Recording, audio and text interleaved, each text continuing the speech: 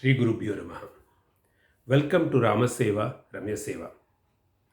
Sisters, brothers, we have been discussing the story of Rama, and in the sequence that it is happening, last time we had seen that Vishwamitra's sacrifice or yagam was protected by Rama. Now, as we continue, this time we see that Vishwamitra, sage Vishwamitra takes Rama ahead towards Mithila because he comes to know that King Janaka had announced the Swayamvara of Sita. So, in the process, on the way, there is something miraculous that happens. Rama happens to touch one of the stones on the way with his foot, and it converts or transmutes into a very divine, sacred lady, and her name is Ahalya. So, this is one of the miraculous things that happens. And Ahalya has been cursed in the past by sage Gautama to become a stone, and she has waited all this while for the Lord to come and redeem her. Then he goes forward, and there's a very strange rule that has been set up in Mithila, that Shiva Dhanus, which is the bow of the Shiva, which is a very heavy one. Nobody could really lift it and much less wield it. Now, anyone who could wield it and string it, Janaka says, would become the husband of Sita in the Swayamvara. So nobody was successful till then, till Rama comes. And Rama comes, lifts the bow. Not only that, in the process of he trying to string it, the bow breaks, and Sita Kalyanam would be happening. The third aspect is when this happens, Parashurama feels very indignated and he comes to the scene because he was a devotee of Shiva, and he says he doesn't identify Rama to be Lord Narayana himself, and he challenges Rama that if how does he have the temerity to actually break such a sacred bow. And he gives Narayana a chapam or the bow and then says, let us see if you can wield this. And then Rama not only wields it, but gives that kind of insight to Parashurama that the correct Yuga Purusha is him, Rama, and not Parashurama. Parashurama gives in and then goes away. So this is a story that happens. Now, what is the linkage to the current situations that we are faced in and in the life of service that we started on?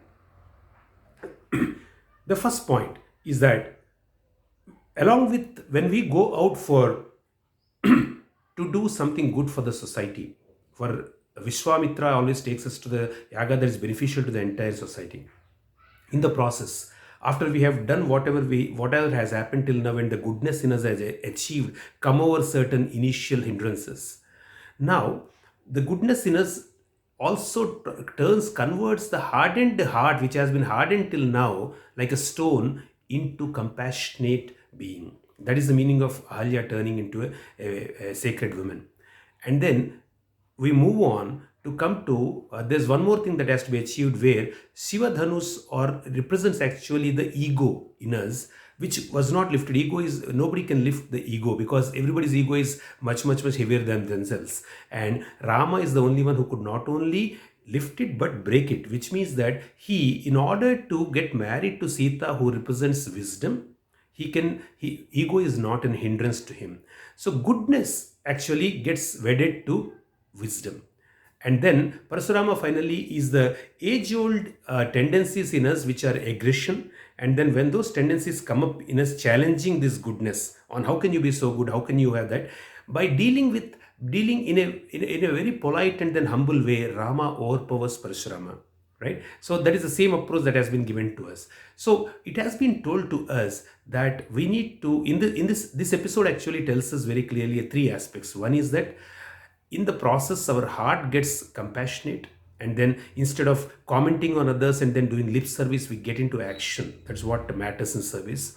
And the later part is that we set aside our ego and then we give way to wisdom as we do more service. And the third aspect is that we the old tendencies, when they come up and then we get aggressive, instead of judging the other people who perhaps are not doing as much service as us, etc., we are more compassionate and then we are still humble, and then we thank God for the great opportunity that he has given. With these three things, we are actually the right candidates for a great life of service, is what I felt. So as every time, sisters and brothers, I want to tell that we have to respect the protocols of the land.